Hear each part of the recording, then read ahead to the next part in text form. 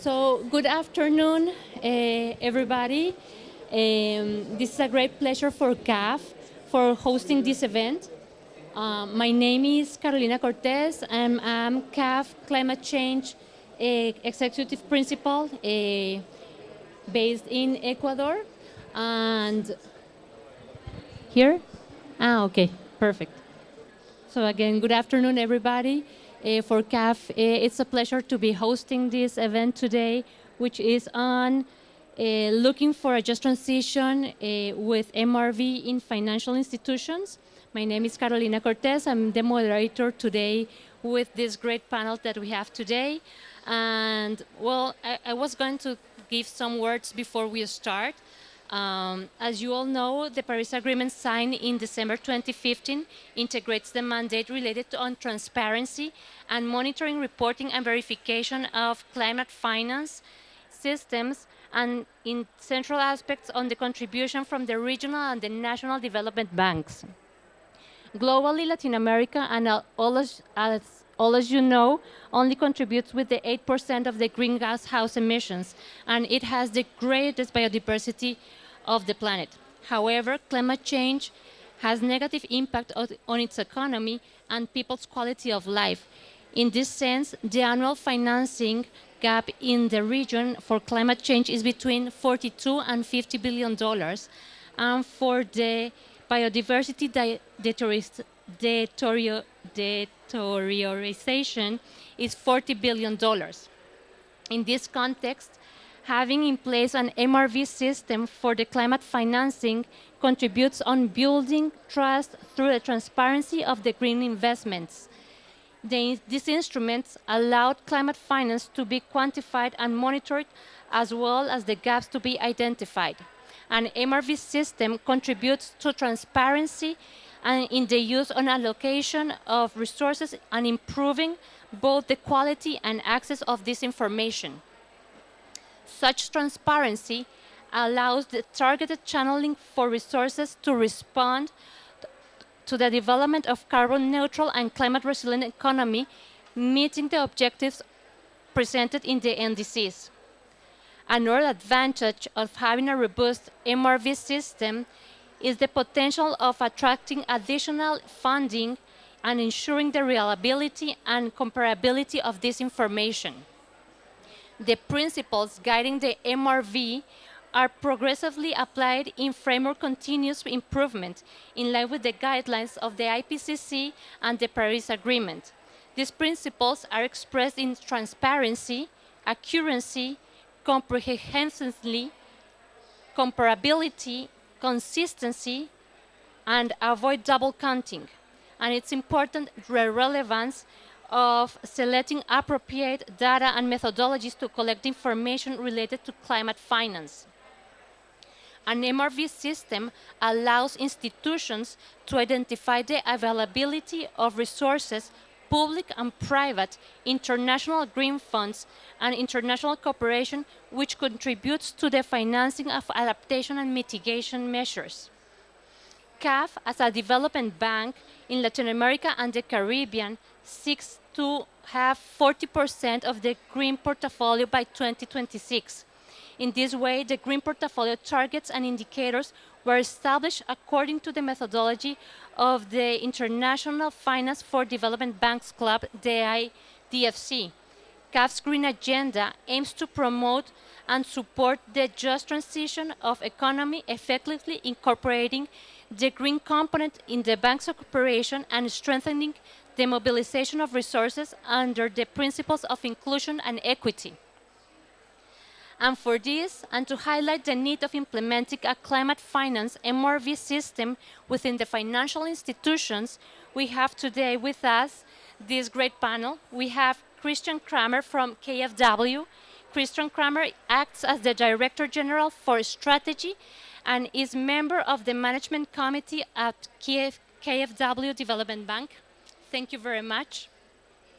We have Julio Cárcamo from he is currently the head of the Social Environmental Monitoring Office on Central American Bank of Economic Integration, the CABEI. We have Javier Díaz Fajardo. He is the Chief Executive Officer of Bancoldex, with more than 20 years of experience in Latin America financial markets, and he has worked on the transitional position in New York, Washington, and Colombia. Thank you very much, Javier. Edmund Bala from the Afrexis Bank. Edmund works in the African Export-Import Bank based in Cairo, and he's currently the responsible for the implementation of the bank's environmental and social governance framework to support the bank's sustainable and climate finance program. And Sanjeev from the Africa Finance Corporation. He is the board member and executive director for the financial services at Africa Finance Corporation. He's responsible for the treasury, trade, finance, syndication, country relations, and advisory lines in business in the AFC. And we have Carolina, please. No, tranquila. And we have Carolina Fuentes. I'm going to move this. Carolina Fuentes from the GCF. He is the director of the GCF's country programming division. So thank you very much for being here with us. So I'll be starting my questions, and I don't know if you're ready for starting. Great. Thank you, Carolina. So my first question is for you. What does the GCF expect from the accredited entity institutions to have in their MRV system regarding transparency on the GCF's proceeds? And we have only one micro, so we have to go. No, many thanks, Carolina, and thanks everyone. Thanks to the panel. I'm honored to be here, and thanks for the invitation to the GCF. MRV is one of the key aspects as well that we are trying to consolidate in our work, given the fact that that goes to the core of our mandate and to whether or not we're realizing that mandate and where we are in terms of the results. So we think that MRV is at the core and should be at the core of what we do, so we're able to measure impact. Now, when it comes to the requirements from accredited entities, we think it is important to look at two aspects. First of all, to identify what is the portion of the climate finance that is related to climate, and then therefore we need to measure. In the case of the GCF, of course, we have our investment criteria, and that determines whether the supported project is aligned also with the climate priorities that we support as an organization. So that is the climate component. Now, the second part is in relation to impact, and what is the impact that the activity is having vis-a-vis the MRV components that are an integral part of the project. So when the project is approved, already the indicators are agreed with the project proponent, and those need to be measured on an annual basis. And also we have a mid-year assessment, a mid-year evaluation that is to take place throughout the project cycle.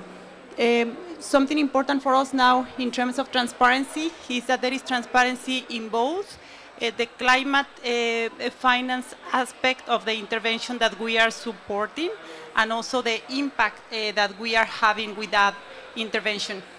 We support countries because also we know that there are challenges faced. We support countries for them to establish robust MRV systems, and we have the readiness program for that. I think I will stop here, so we can elaborate with more questions afterwards. Thanks. Okay, thank you very much, Carolina. So what you are mentioning is that climate finance impact and the interventions, they really have to go together. So thank you very much. And then for the bank institutions, for the financial institutions, I will start with KFW, if you don't mind. From your entity, can you describe very quickly how the MRV system works and what indicators have you developed for this? Yes, thank you. And thank you for being here. I would answer this question in general. We have established a very elaborated system of reporting of data in KFW. And let me give you a few examples. We classify all our finance projects by the OECD Rio markers. Furthermore, KfW reports finance to the IDFC and publish a sustainability report. KfW has established indicators for each finance with respect to impact. Our development bank now introduced a systematic greenhouse gas accounting in its process.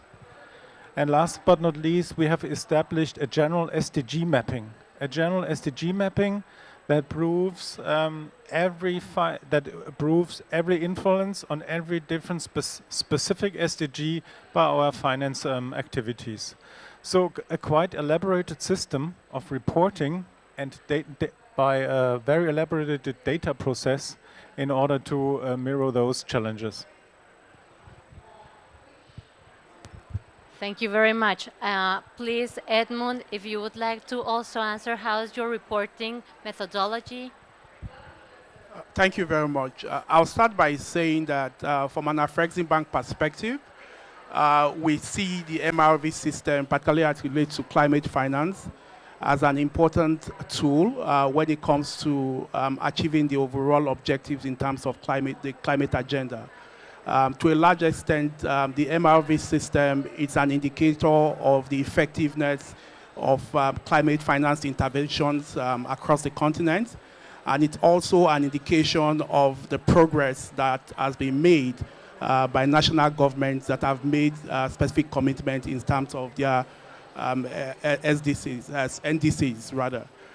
From our own perspective, we're doing quite some work internally to review how we intend to pursue the MRV system implementation in-house to the extent that we are doing some work on our entire climate finance framework. But however, some of the things that are important to us from an Afrexim Bank perspective is one, we are more aligned to a unified system that promotes transparency and accuracy in the reporting of climate-related activities and investments, specifically focused on mitigation, adaptation programs. We are also focused on helping national governments build capacity in terms of having the requisite framework to support their periodic reporting responsibilities, as it were. Thank you very much. Thank you very much. So, yeah, Sanjeev, the same question. How is the reporting in your institution? Yeah, so I also represent an African institution.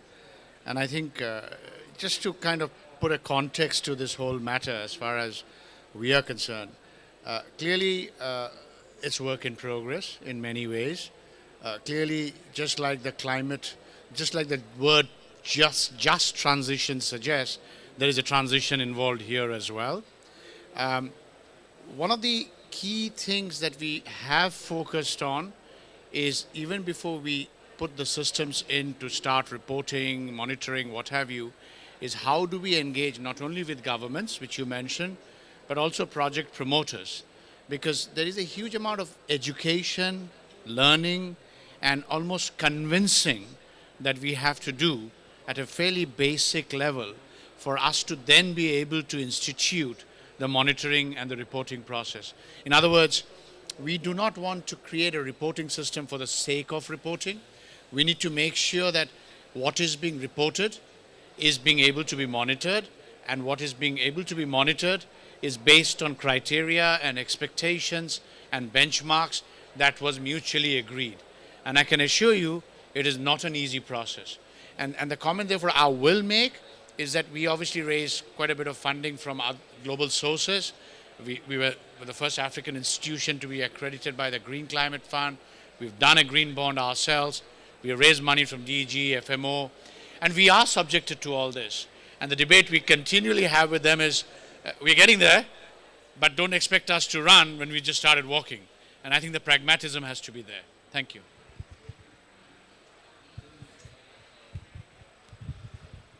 Thank you. I'm Javier Diaz. I represent Bancoldex, Colombia's business development bank. And to answer your question, how is reporting at Bancoldex? The best answer is challenging. Because we either on-lend to banks who are typically bigger than us, so we can't really impose heavy reporting requirements. But then when we lend directly to clients, then we actually can do much better onto getting the reporting. So the typical project finance or corporate debt, which is direct, there we can impose and monitor and do a number of things. But when we go through the bigger banks, it's a blend. Sometimes we don't ask for reporting at all, because otherwise they would probably not take our money. But then we do have examples where we've been successful at on lending and also getting reporting.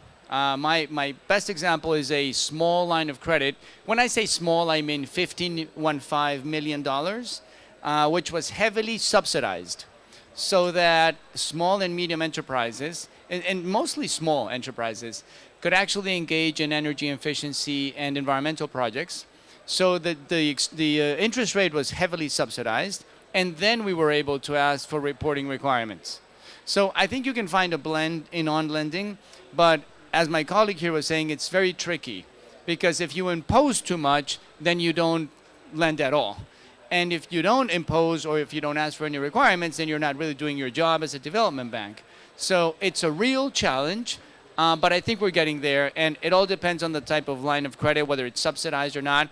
Even though I'm not a big fan of subsidies, when you do subsidize, you can ask for more. So the more you subsidize, and I'm not advocating for subsidies, but the more you subsidize, the more you can ask for requirements and reporting. So I guess I'll stop there and hopefully elaborate on that. Thank you.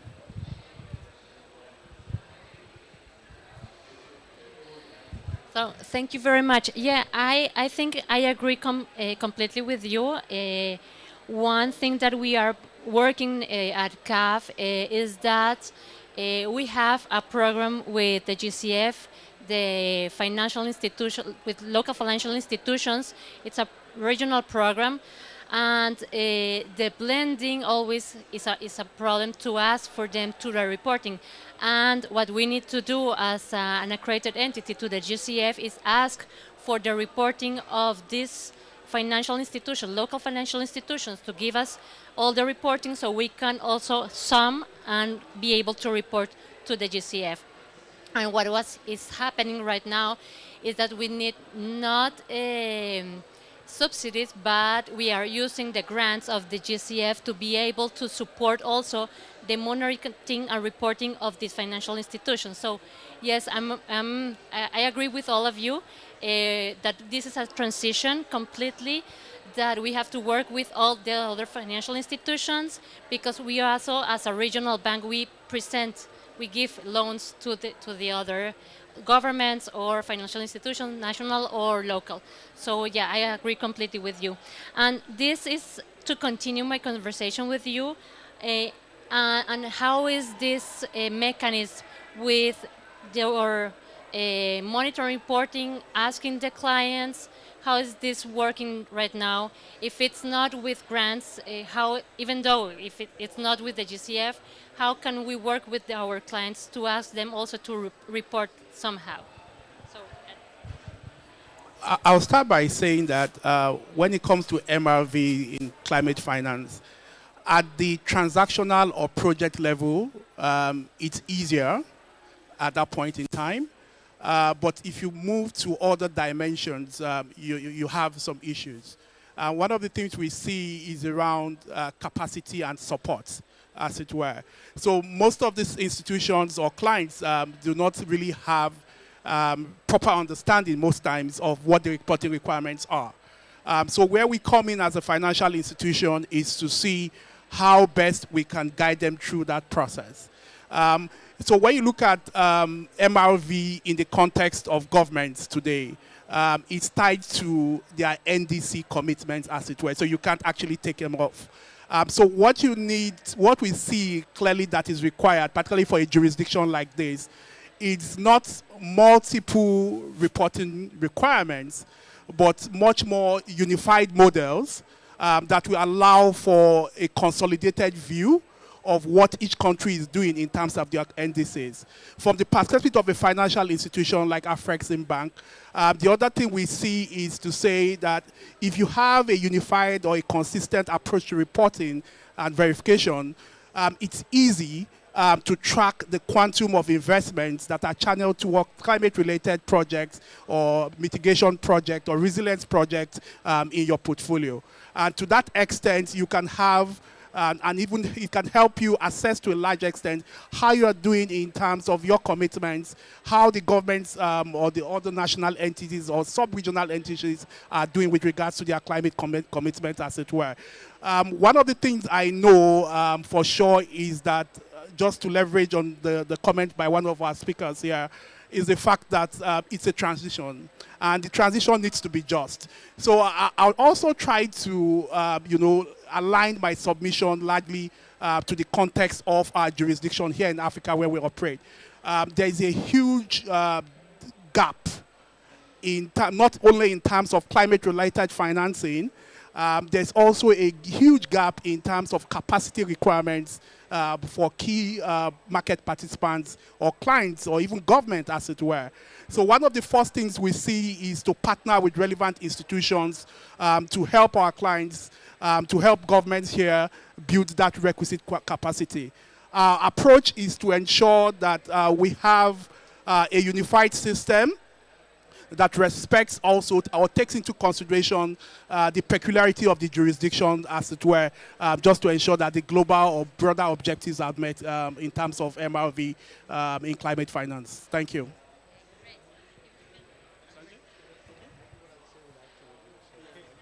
So because it just so happens that we were having a slightly small private conversation, which we should not have had. But I think what I'm going to say probably fits into what he's going to say later. So I think, we all agree that anything in life needs rules, regulations, ability to measure, ability to then do something with that measurement. And to be able to do that well, you clearly need consistency.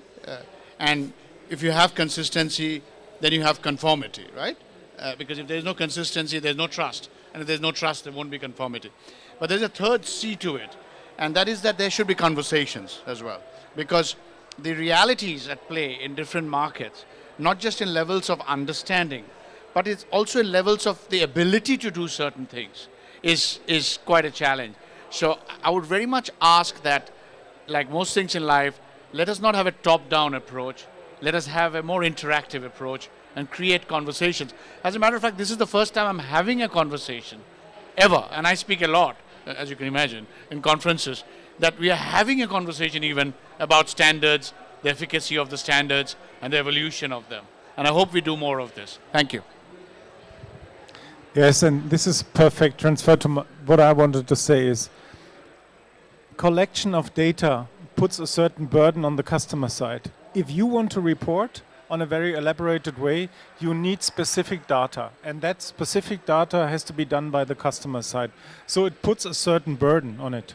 But nevertheless, it can also start a certain development on the partner side.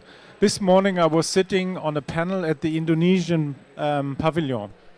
KfW is financing a policy-based lending with respect to getting down with plastic, marine debris, getting down with plastic waste. The Indonesian government has introduced a very ambitious plan to reduce plastic waste, having better recycling rate, producing less plastic, getting more waste disposal, and all these things. Behind this national plan, there's a very specific plan of collecting data. And this morning, I was fascinated to learn there's a new landscape of academics. There were members of universities. There were a member of the Statistic Bureau of Indonesia.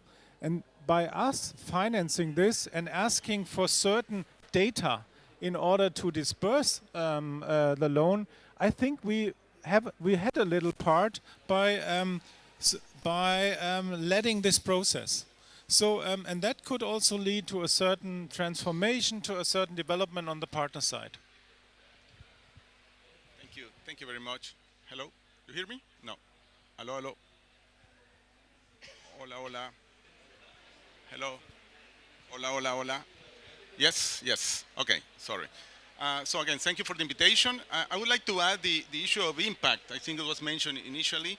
I think trying to get to the bottom of the impact question is important. what we have learned is that we have to keep working on strengthening our project design capacities.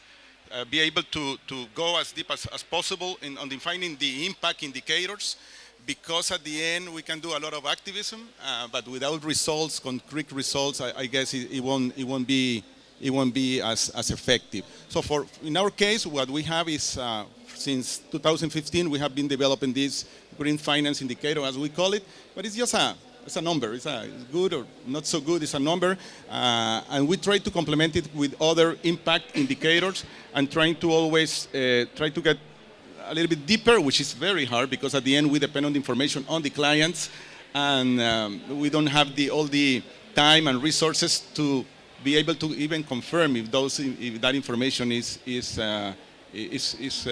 correct at all. So I guess impact is at the end what we should be looking after, not only the amount of how much money we are putting into, but the quality again of that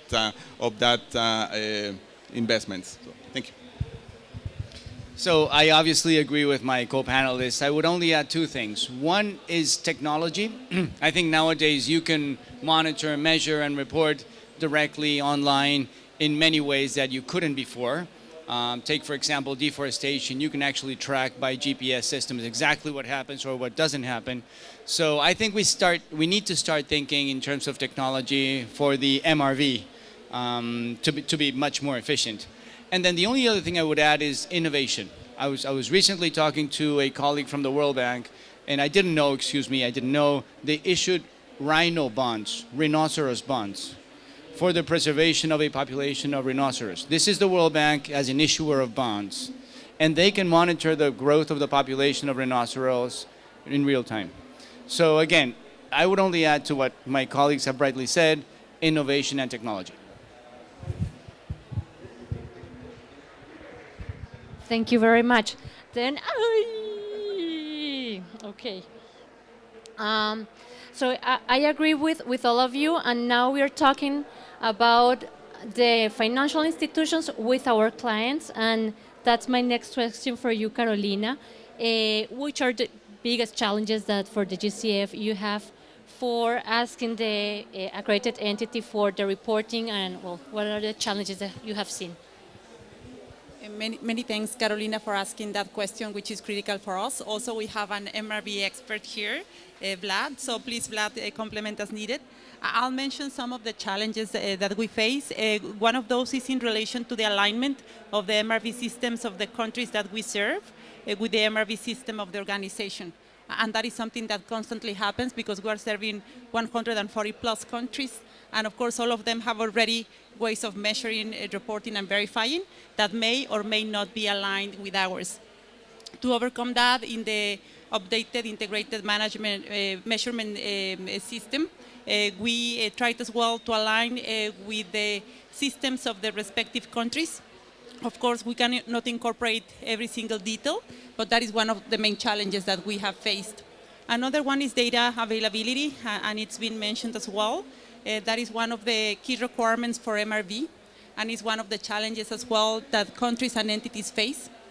Having data that is credible and data that is appropriate for the purposes of the MRV system. We are trying to overcome that as well, supporting countries with readiness resources, and those can be accessed also by entities if the country so requires. So that is one of the support tools that we offer. And lastly, and I think a rich conversation has taken place along those lines, the harmonization of MRV requirements across financial organizations. That is something also that we see as one of the challenges that all of us face. We tried as well with the integrated results management framework to incorporate some of the best practices in the industry. But of course, much more is still to be done. I could encapsulate those three challenges. I would like, do you want to compliment? Thank you. I'll be just very brief. One of the things that we are actually trying to do is work with other financial institutions. For example, there is a platform managed by UNFCCC called IFI Technical Working Group on GHG accounting. We are part of that, so we are trying to harmonize that part with the other MDBs as well. We work with other climate funds on measurement of results, try to learn from each other so that we don't confuse our partners, but we actually provide common guidance while taking into consideration what are the differences in each of the climate funds and each of the institutions. So we're trying to be as flexible as possible, address the needs. We also provide support to entities to address some of the challenges, and under the RMF we have our new result management framework handbook that is on our website, and we provide quite detailed guidance there. We have also trainings and modules that help entities as well. That was from my side. Thank you.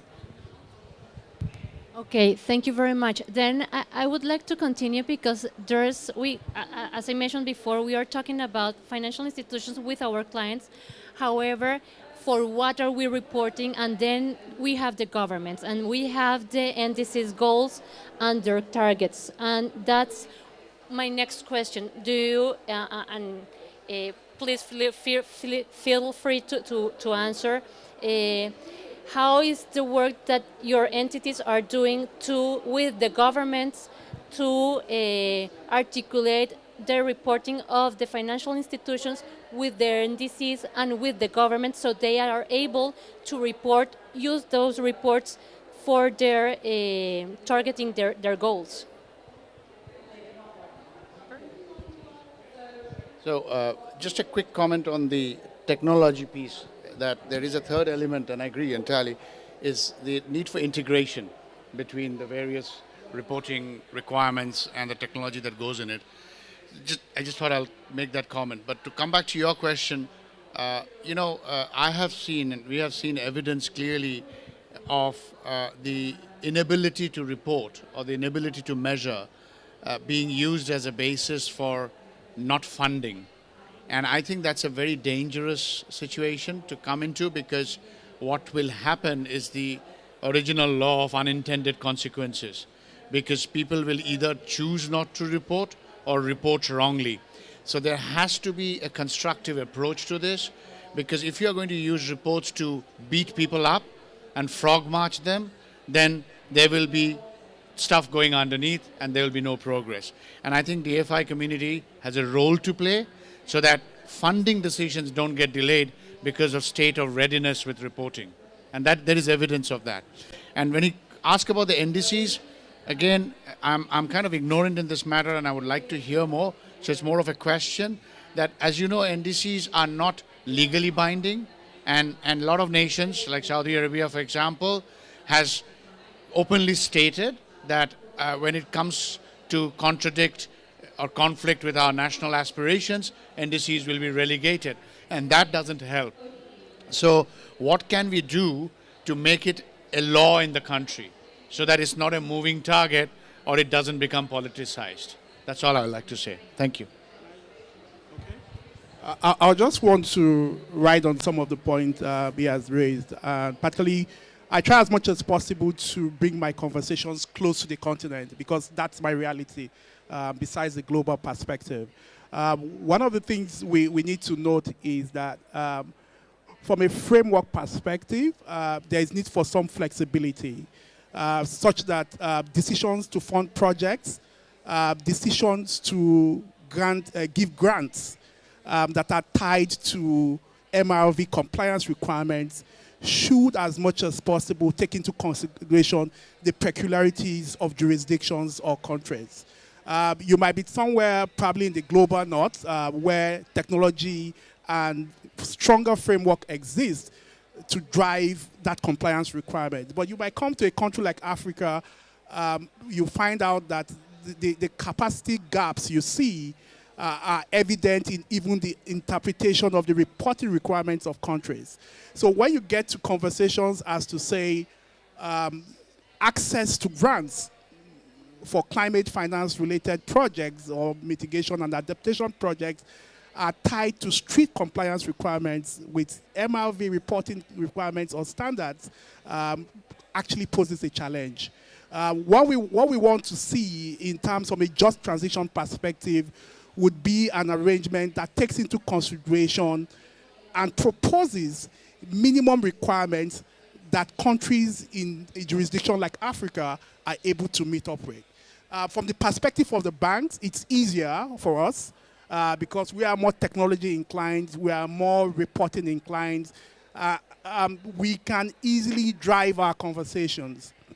So my colleague here from is with AFC, I could always have a discussion on MRV with him.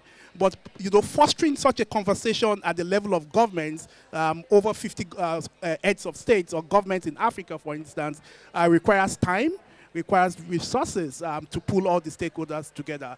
I think one of the important takeaways from this session for me would be the need for an institution like Afrexim Bank to begin to advance that conversations across national and subnational levels when it comes to MRV compliance. Thank you very much.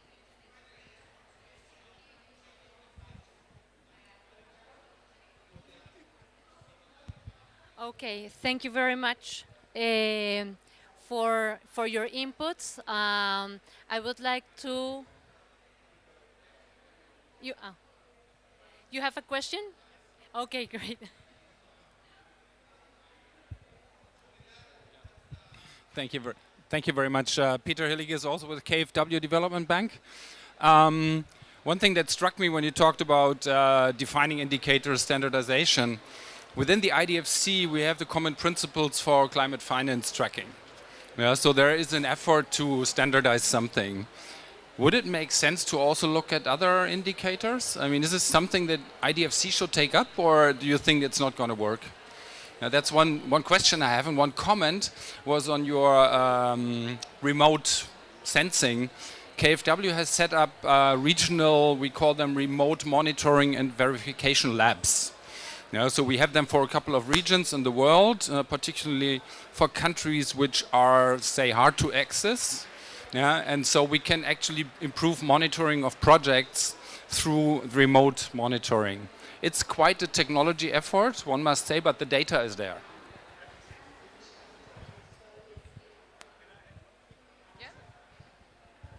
Thank you, Peter, for stating the remote monitoring lab. Just to give you one more background. We found out that we have a huge portfolio in Afghanistan, more than 1 billion euros, but we're not able to travel there anymore and really verify the different projects. I mean, we had an office in Kabul with local people, but we had a travel ban from Frankfurt due to security reasons.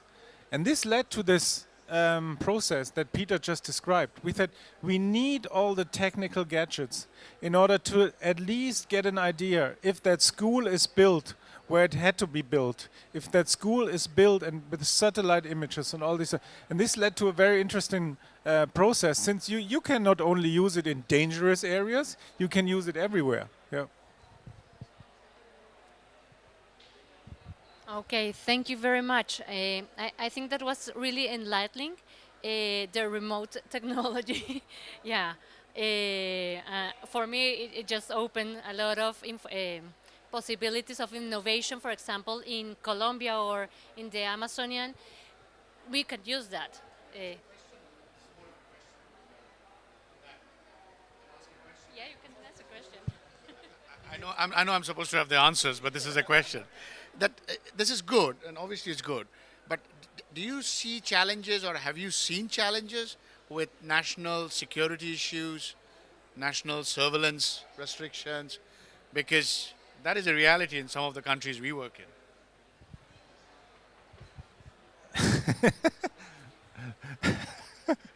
It's a good question. And as Peter said, it's a lab.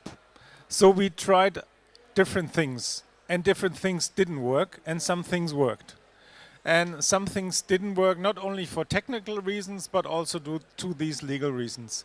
It's a very heterogeneous landscape when you look at how can I use photos, images, satellite views, but it's an ongoing process, and we had a big learning curve. But your issue was one of the ones, yeah. Okay, then for closing remarks, I would like to ask Marta Castillo, so we can just thank the panel, and well, as the climate change coordinator of CAF Latin American and Development Bank, please. Gracias, Caro. First of all, I would like to thank to all the panel, Carolina and Mr. Ahmed, thank you, Joseph, Christian, thank you, Julio, and Joseph for the participation and to accept the invitation from CAF. It's really important for us just to have the opportunity to talk these matters here in the COP. I think in terms of the question, some remarks, I have two words to remark. One is ongoing process, and the second one is the challenge that you said. I mean, it's a really, and the third one, I think, Carolina, you mentioned it in some way, it's quite relevant. I mean, we have to do it, and we are in the process to do it. So the other point is there is a real necessity to advance in terms of the finance climate, and there is a huge gap, as Carol says at the beginning, that we need to cover, and we need to create confidence, that's the other part, and we need to attract money for that investment. So that investment can be attracted if we can create confidence in the market. So that's the another one. And that's why, Julio, what you said is really important. It's the challenge to do it. And the challenge also will be part of the technical innovations and the, I don't know how to say this, the legal development to use the technology for, for these matters. I think there is another point that was mentioned by Christian. I think there is a really nice advance and very useful advance in terms of the common principles in the framework of the IDFC. But of course, there is still work to do. But I mean, the option to have this kind of conversation, trying to understand the different barriers that we are facing in terms of the, and not only to present final report is GR, which is really important, it's also important to have the opportunity to make questions about the methodology that we are facing. For example, right now we are starting the process with adaptation. That's another world, a new completely world that we are starting in terms of the club, and I think that that's a huge opportunity there. I think there is another point that was mentioned by Joseph. I think it's a top-down effort. And also, I think that's really important to take in account. And finally, I only want to say thank you very much. I know, I'm completely sure that we will be continue talking about this. And again, thank you for have your time to join us today, and we hope to continue talking about it. Thanks.